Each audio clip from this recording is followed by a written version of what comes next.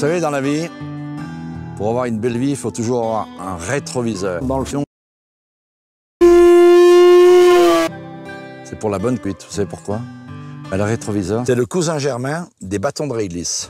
Est-ce que je peux manger les doigts de mes aïeuls? C'est formidable. Et je l'ai amené dans le fion de mon arrière-grand-père. C'est à Manigot, en Haute-Savoie, au sommet de la... Perché à 6 mètres d'altitude, Monsieur Vera nous a ouvert ses fesses. Le divan. Simple et authentique, comme notre soleil, entouré de sa bœuf, véritable symbole de sa cuisine, que Monsieur Vera, 6000 fois triplement étoilé, est le plus quiche. Ah là,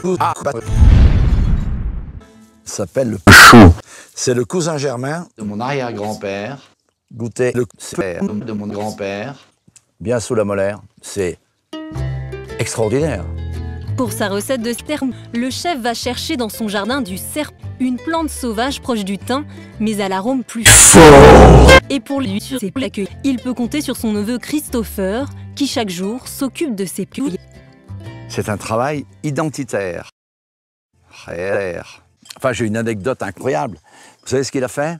Il a laissé les poireaux. Et les choux sous la neige.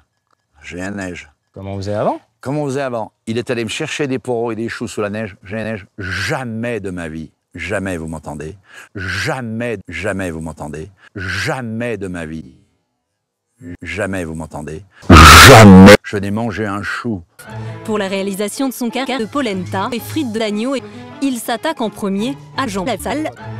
Vous allez voir, c'est très rapide, hein?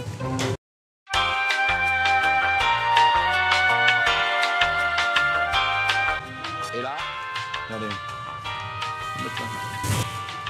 Il a suffisamment de graisse. CRS. On va pas en rajouter, hein? Ça va quoi?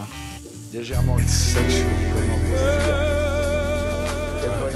Original, le chef rajoute des bites et il a son astuce. Ma bite. Cette queue est ouverte. Elle n'a aucun goût. Puisque tous les éléments aromatiques se sont envolés. Alors que quand elle est fermée, regardez comme elle est verte, comme elle est pleine de sphères. Et là, elle va donner du goût, de l'arôme. Je vais la mettre, ma petite viande, dans le feu. Ouais. Parce que là, pour la cuire, il faut un petit peu de buée. L'eau va s'évaporer et va faire grossir le carré d'agneau. Formidable. Là, on appuie. Allez, hop, au four, les enfants.